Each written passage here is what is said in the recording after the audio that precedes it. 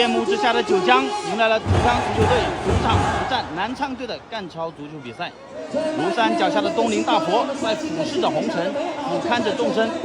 在佛祖眼里，可能胜负和所有的悲欢离合都没有什么大不了。但是，毕竟我们身处红尘，每一场足球比赛都将为我们带来巨大的情感上的波动。说到足球，我们都有一种悲情的情节。但无论如何，我们都热爱足球，热爱的热泪盈眶，热爱的激情燃烧。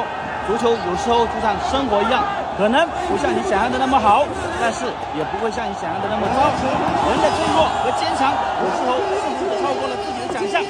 有时候可能脆弱的一句话就能够让我们泪流满面。